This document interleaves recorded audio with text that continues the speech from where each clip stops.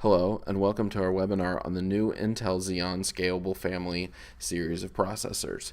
You may have heard about these processors before by their codename of Skylake. So a little bit about us. Advanced Clustering is a turnkey high-performance computing solution provider.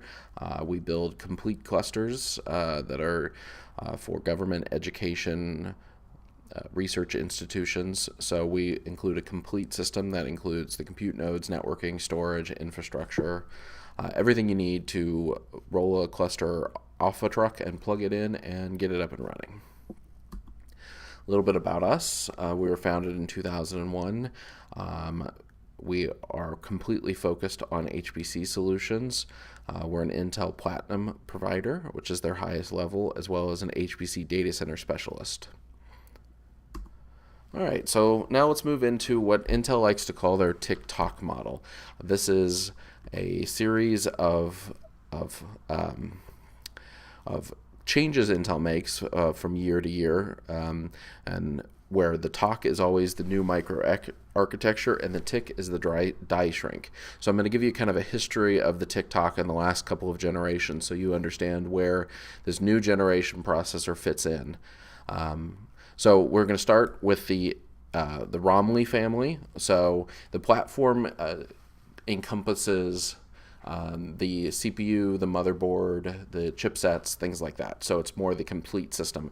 And Romley was the code name for this first platform, which we had the Sandy Bridge processor, which was an E5 2600 series. And you can see it was at 32 nanometer and came out first quarter of 2012. So that was followed up with the Ivy Bridge, which again is the die shrink, still in the same Romley family, so it means to use the same motherboards, the same chipsets, etc. And that was the E5 2600 V2. Then there was a major change, which is the TOC, and we moved into the Grantley family. And the first processor in Grantley was the Haswell processor, and that was the 2600 V3, which was also at 22 nanometer, just like the Ivy Bridge. And then we had our die shrink to 14 nanometer and had the Broadwell series processor, which was the E5 2600 V4.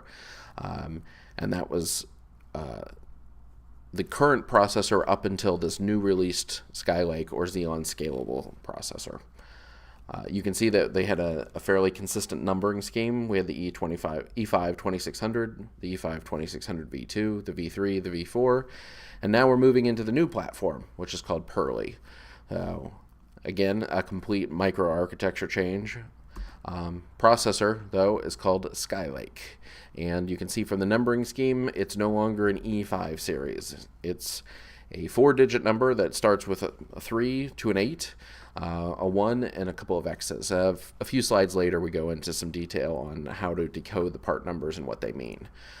Then there will be a planned die shrink potentially and a new processor in the same platform coming sometime later. So if we look at our differences here between Broadwell and Skylake, there are a number of them. First, the number of CPUs per system. The Broadwell was mostly a 2-platform system. There was a couple of 4-socket systems, but they weren't very popular. And then there was another generation that was the E7 series that was the 4, 8, and more processor solutions. Those have all been merged into one, and now it's called the Xeon SP or Scalable family, hence the 2, 4, or 8-socket systems. We've increased our core counts from a max of 22 to now 28. Our AVX, which is a set of floating point and other instructions, have increased. So before on Broadwell, we could do 16 dual precision floating point ops per cycle.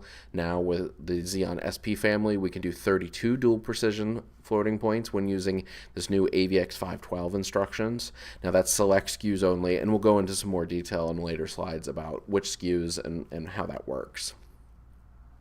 But the key takeaway with that point is that in the right circumstances, you have double the number of floating point capability than you would on previous generations. So that's a pretty exciting new feature. The bus used to be called Quick Path Interconnect and ran at 9.6 gigatransfers. Now it's called UPI, which stands for Ultra Path Interconnect, and now runs at 10.4 gigatransfers per second, so a slight speed bump there, as well as some new features and a name change. Both have an integrated memory controller. Slight bump in memory, max memory performance went from 2400 megahertz to 2666 megahertz. Again, select SKUs. Some SKUs still only run at 2400.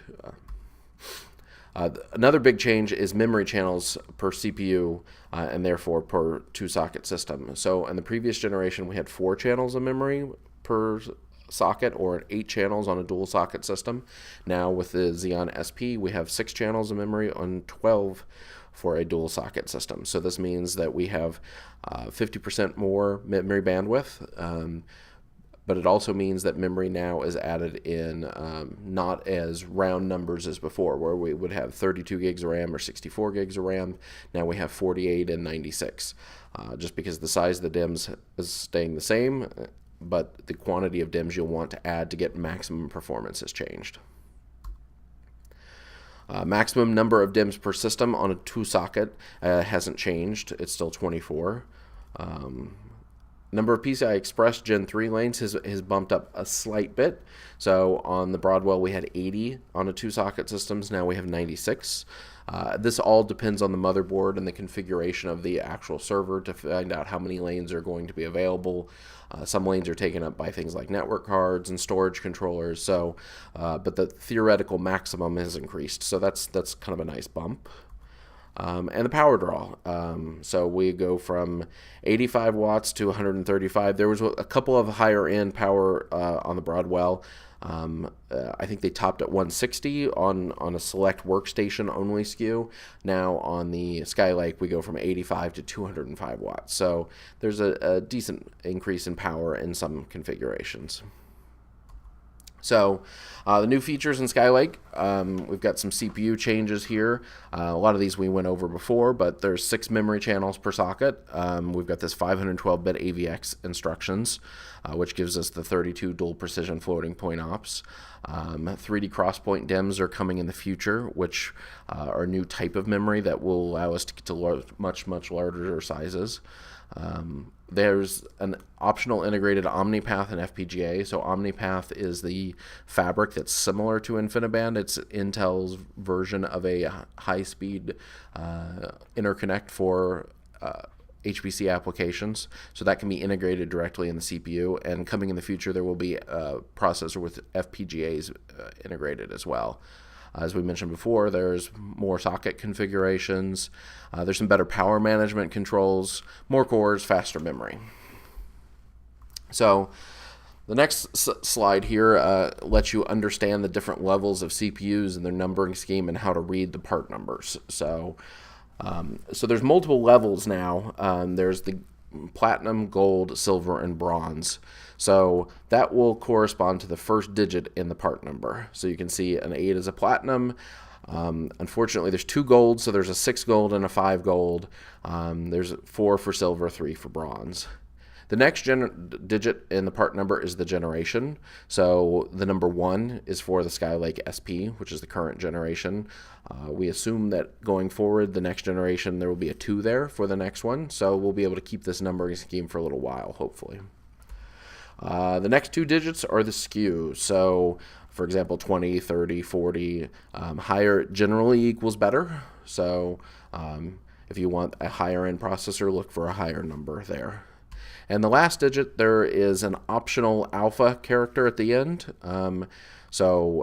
P stands for an FPGA, F stands for fabric, T is the high temperature / embedded SKU, and M is a higher memory capable CPU. By default, it's 768 gigabytes per socket. The M SKUs will let you go to 1.5 terabytes per socket.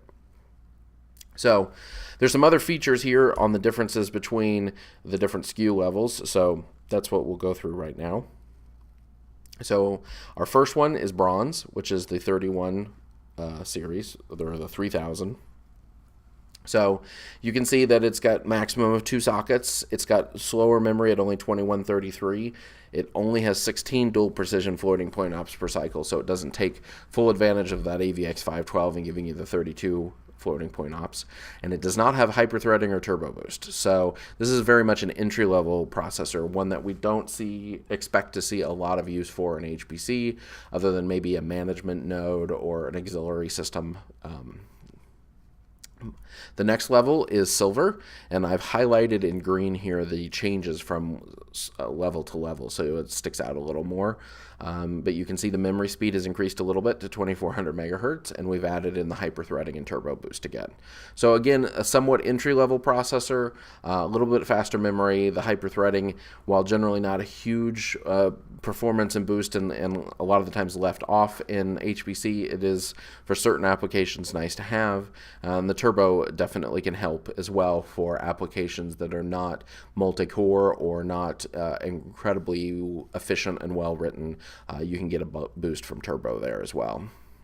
The next is the 5000 series gold, and we can see the only real change between the 4000 silver and the 5000 gold is the gold now, the 5000 can be in a 4-socket configuration and slightly faster interconnect between the two sockets.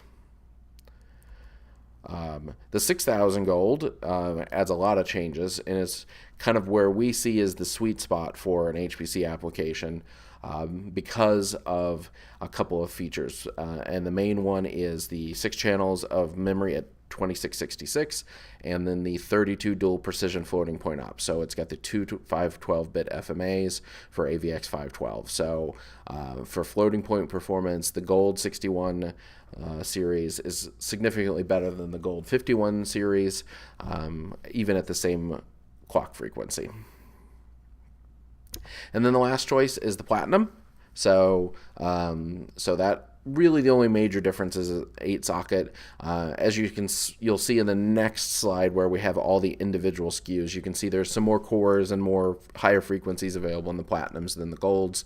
So that might be a reason to pick the Platinum as well, other than just the 8-socket support. So this slide here, we're going to go through all the different SKUs. This is kind of a preliminary list. They might change a little bit, as well as the pricing is based on kind of recommended customer MSRP pricing of just a single socket. So this isn't a cost of a system. It isn't a cost of a dual socket system. It's just the processor itself. So on the bronze, we can see there's only 2 to choose from. They're 6 and 8 core and fairly low clock speed at only 1.7 gigahertz. Again, very much an entry-level processor, but also at an entry-level price point. The silver adds quite a few more SKUs. We go from 1.8 to 2.1 gigahertz, from 8 core to 12 core, and from $400 and a little over $400 to right around $1,000 a socket. The 5000 series gold, again, we have 10 core to 14 core with 2.4 and 2.2 gigahertz range. Now you can see the 5122 is a little bit of an outlier here. This is kind of a frequency optimized SKU. So if you don't need very many cores, but you need really high clock speed, that's a very interesting CPU to choose, just because it's got 4 cores, but they're at 3.6 gigahertz. So if you're looking for that high clock speed, that's an interesting choice. So you can see on the Gold 61 series, there's a lot of SKUs to choose from. So we go from, a 6 core to a 22 core. Again, the 6 core is more the frequency optimized SKU, where there's a higher clock speed. There's lots of different numbers and choices in here on clock and core count, and as well as power consumption. You can see some of these get up to 200 watts, which is pretty high. And again, those numbers are per socket. So on a dual socket system, you'd have 400 watts on just the processors. That doesn't include the motherboard, the RAM, the chipset, drives, expansion cards, anything like that. And you can see the price starts at $1,700 and goes all the way to well over $3,500. So there's quite a range there in the Gold 6000 series. And now the Platinum, again, the price kind of goes up again, and we have, again, a 4 core, but all the way up to a 28 core. So you can see If you want the most amount of CPUs possible, or most amount of cores in a box possible, the Platinum 8180 with its 28 cores at 2.5 gigahertz, it gives you a lot of cores in a single system. Again, keep in mind that that's a really high power CPU at 205 watts, so there's a lot of cooling concerns to take into account there. Okay, the next slide here, we're going to go over the SKUs with integrated fabric, or the F SKUs. So these are the part numbers that end in F, which means they will have 100 gigabit OmniPath port per CPU. So you can mix and match fabric and non-fabric SKUs in the same system, but they must be the same model. So for example, if you only need one OmniPath port in the system, your first socket could be a 6130F, and then you could have a regular 6130. So you can easily mix and match that. So save a little money by not buying two 6130Fs. Now, if you would like, you can buy two 6130Fs in a tool socket system, so that would give you two OmniPath ports.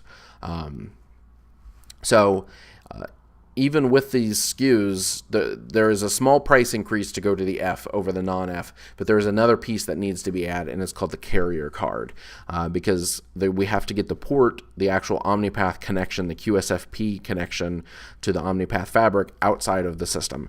And that is done through these carrier cards and cables that run directly into the CPU, as you can see kind of in the diagram here. There are multiple different types of carrier cards and different cabling arrangements. This just gives you an idea of that you'll have Skylake CPUs and carrier cards that go into slots that will bring those connections out. So let's move on to some of the features of the CPU, including AVX.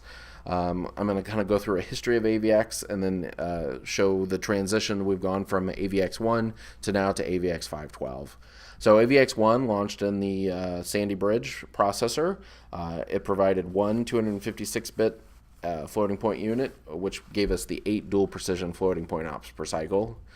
AVX2 came in with Haswell, gives us two 256-bit FMAs and 16 dual precision floating point ops. And then AVX 512 is what launches with Skylake, which gives us two 512-bit FMAs as well as 32 dual precision floating point ops per cycle. So that depends on the SKU again. So you only have one FMA on a 31 or 3000 to 5000 series processor. So that only gives you 16 dual precision floating point ops. And now you have two FMAs on a 6000 and 8000, giving you 32 dual precision floating point ops. So with this gain of AVX and these great new floating point performance, unfortunately, we do have a frequency reduction on the CPU. So that means that using certain high-powered instructions, the CPU, they use more power. So and those instructions will cause the power control unit to increase the voltage. And then when the voltage increases and the power consumption increases, you would max past the TDP of the processor. So if the processor was labeled 140 watts, potentially if you're doing all AVX at the frequency that it's labeled, let's say it was a 2.0 gigahertz, if you were doing all of those, then we would be exceeding that power consumption. So what happens is that they will decrease the frequency, so it'll run slower than 2.0 gigahertz to stay within those TDP limits. And it will move and dynamically change as time goes on. So depending on the workload, some workloads will likely to be operated at more of a reduced frequency than others. It depends on what the instructions that are being executed in the processor are, how well it's optimized, which libraries it's using. So it's something that is a good thing to benchmark and really get a feel for what your code's going to run. Let me give you an example of this on the Gold 6132. Let me back one slide up. So the frequency on the processor is labeled at 2.6 gigahertz. So if you're running AVX2 instructions, we can see a possible reduction of 400 megahertz per core. Now, these are worst case scenarios. Again, it very much depends on the application, the code, how well it's written, but it gives you an idea of how much we're reducing. So you can see our processor has dropped to 2.2 gigahertz if we're doing all AVX2 instructions. Now, if we start to do AVX512 instructions, we can drop 900 megahertz per core down to a 1.7 gigahertz processor.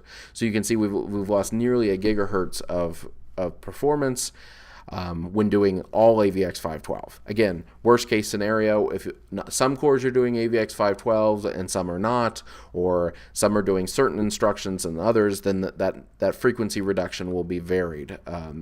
So again, it's something you kind of have to really understand your code, benchmark, do analysis to understand what's happening there. But here's some examples. So of various SKUs. So, and you can see these are the TDP marked frequencies of various SKUs throughout the SKU stack. I just picked out a handful of them so you can see them. So here is kind of our AVX2 reduction, and then here's our AVX3 reduction. So you can see it varies depending on the SKU, but it's something to look at. And we have a complete tables and information available for you if you'd like to see a particular SKU and where it will be reduced to with AVX2 or AVX512. Just let us know, send us an email, give us a call, and we can certainly go through that information with you in more depth. So now let's talk about the theoretical peak floating point. So an example of a TDP frequency of a gold 6130. So we have 2.1 gigahertz times 16 cores at 32 flops per cycle. So that gives us 1,075 gigaflops per socket, or roughly a teraflop, or 2.1 teraflops per dual socket system. So, but if we're using AVX512, we can see our frequency goes down to the 1.3 gigahertz from the 2.1 gigahertz. And that brings the system down to a total of 1.3 teraflops on a dual socket system when running all AVX512. So, kind of a good rule of thumb is the AVX512 is roughly 60% of the theoretical floating point of the CPU. So if you kind of do the base math on TDP times 60%, and you'll get an idea of what it will be under AVX512. Now your application will probably run somewhere in between those two numbers. It just depends on the application itself. So LinPack is kind of the benchmark everybody uses for HPC. So what does this mean for LinPack? It means that it's going to run at lower frequencies. So don't expect to see that 2 teraflop number on a LinPack benchmark. Like we mentioned on the 6130. It'll be closer to the 1.3 teraflop with the AVX512 frequency, could potentially be even a little less than that. And as I mentioned before, what about for other application? Unfortunately, there's no hard and fast rule here other than it depends on a lot of things. The number of active compute cores, the temperature of the CPU, the power consumption, the use of these instructions. But the key takeaway is heavy AVX usage is lower frequency. So it's, again, something to benchmark, something to analyze and really understand. All right, so now we're going to move into our systems that are going to be available with Skylake processors. So we have really two different categories of systems. We have the ACT blade systems, which are our high-density systems meant for general purpose compute nodes. And then we have our ACT serve and ACT store systems, which are more general purpose servers for head nodes, for storage boxes, for management nodes, that kind of thing. So the ACT blade system is really two different pieces. It's 4 compute nodes and a 2U enclosure. And you can see there's a couple of different configurations of enclosures. So we have a system that gives you three 3.5-inch drives, or one that gives you one 2.5-inch drives per node. So this is a high density system. So the picture on the left here is the actual dual socket server. So that would slide into this larger enclosure, and we can put 4 of them in 2U of space. So with that, we share power supplies, backplanes, chassis. So we have a reduced cost per node because we're sharing some components, but we still have lots of features and can get fairly high-end systems in these reduced cost and size enclosures. So we have 2 different models. It's the X110 and the X120. The only difference really between the X110 and the X120 is the drive choice, which we'll go over on the next slide, but this kind of gives you a feel for the actual node itself. So we have 2-socket system. So max TDP is either 135 or 165 watt TDP, and that depends on which chassis you pick. There's some airflow restrictions as we cram lots of stuff that's really hot in a small space. So the next slide will go over a little more on that.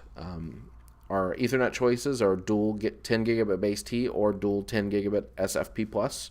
So as you can see in the bottom left picture, you can have the 2 RJ45 connectors or the SFP+ connectors, depending on your network. We have 16 DIMM sockets, 8 per socket. On the X110 model, we get 1 2.5-inch drive, and on the X120 model, we get 3 3.5-inch drives. So for most compute nodes, we really think the X110 will be the way people will go. Saves a little money because there's less drive cages and backplanes, and most people don't put more than a drive in a compute node. So these also have M.2 slots, which is a standard for PCIe and SATA-based SSDs that are small, kind of embedded form factors. They're no bigger than really a stick of gum, and they hook directly into the motherboard. So there's some reduced cost there. They're nice airflow. They don't restrict the airflow much because they're real small. So those are a nice thing. And we have 2 different choices here in size. So this is the length of the SSD. It's either 42 millimeters long or 80 millimeters long, and you can get larger. The physically larger SSD will provide you a little more room to have more space. So, but these are a great choice for a boot drive, an operating system, that kind of a thing. So there's one PCI Express 3.0 expansion slot, so we can put in an InfiniBand card there, an OmniPath card, an OmniPath carrier card, 10 gig, 40 gig, 100 gig Ethernet, whatever kind of network expansion you like. So each system also gives you those 2 LAN ports, again, either RJ45 or SFP+, 2 USB 3, and 1 VGA. And then there's a dedicated IPMI Ethernet port as well with IKVM.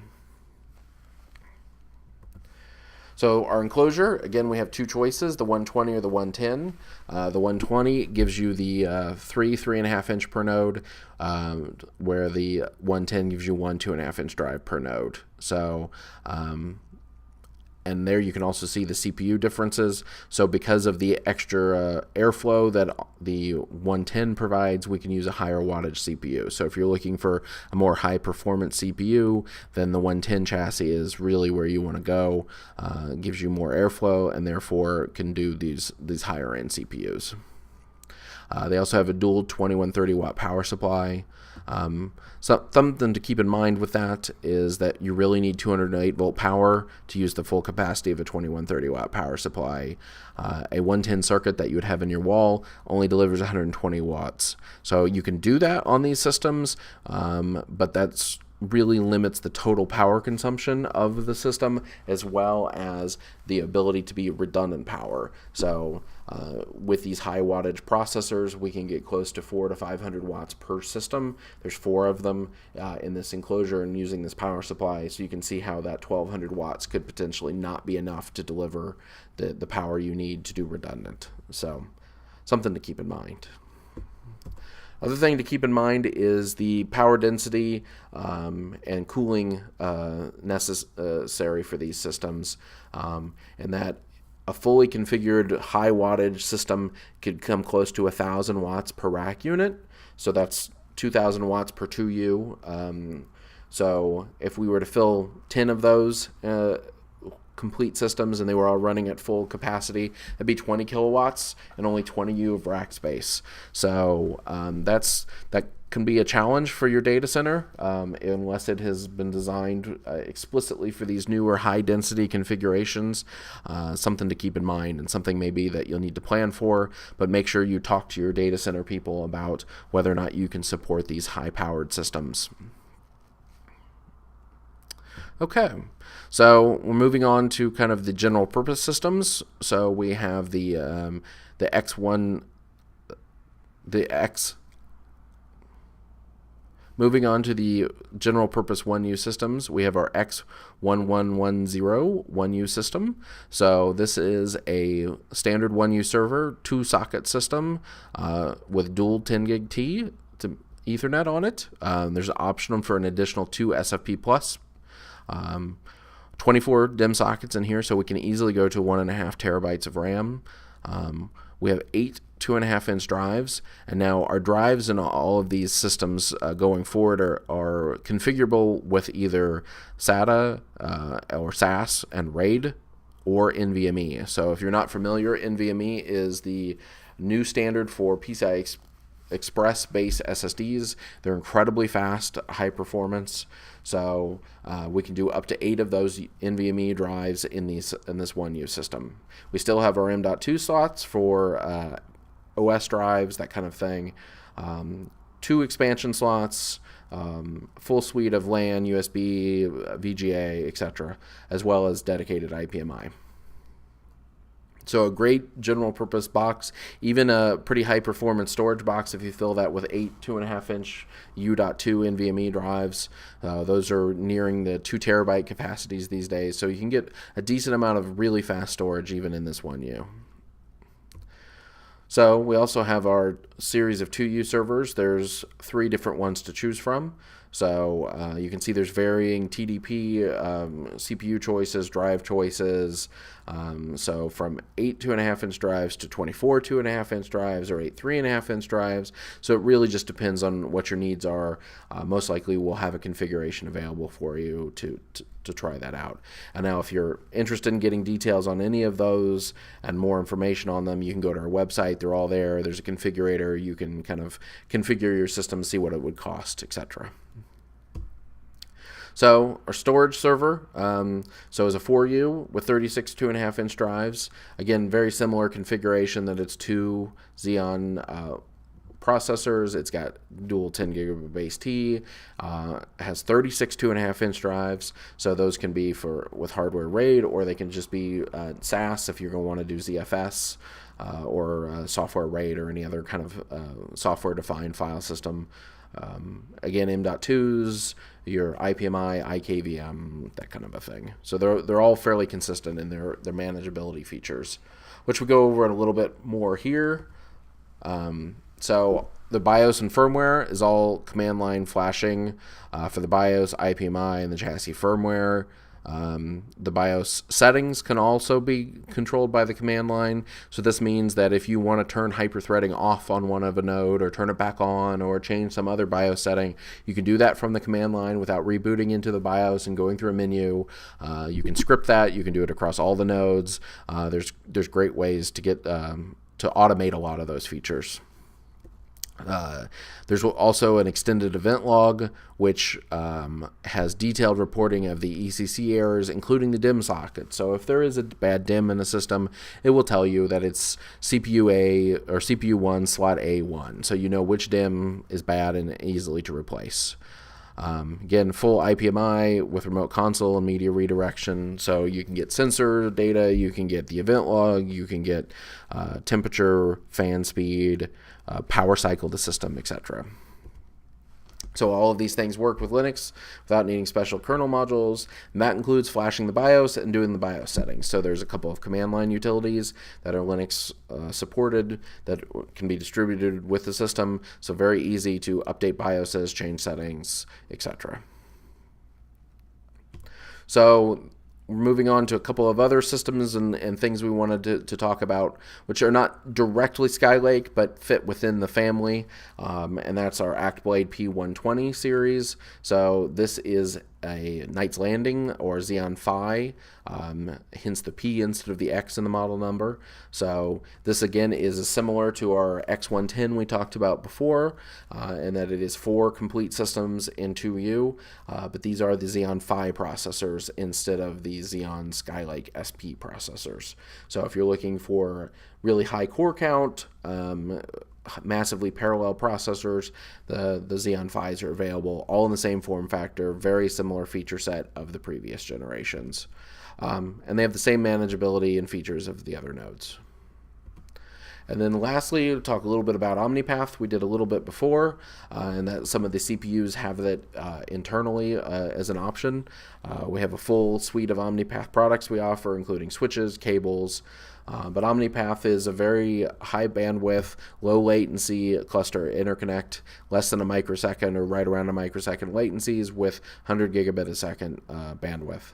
It's similar to InfiniBand. It uses the OFED software stack. It's a little different on the wire itself, so it's not mix and match with InfiniBand. You can't put OmniPath and InfiniBand systems on the same fabric and expect them to work, but the software stack is very similar. It's available on chip in the Skylake and the Xeon Phi. It's also available as an add-in card for systems that you don't buy it on chip, or if you want to add it into older systems you already have. Switches are a little bigger. They have 48 ports instead of 36 compared to IB, so you can do more systems per switch, build larger networks with less switches, that kind of a thing. So that's a nice feature as well. So we still offer a full suite of InfiniBand, including FDR and EDR, which is the 56 gigabit and 100 gigabit. If you already have a fabric interconnect or prefer InfiniBand over OmniPath, we can certainly do that on any one of those Skylake systems. Well, that's about all we have for right now, so we appreciate your time. So if you do have any follow-up questions, you can please send them to info@advancedclustering.com. We'd be happy to answer them. And again, thank you.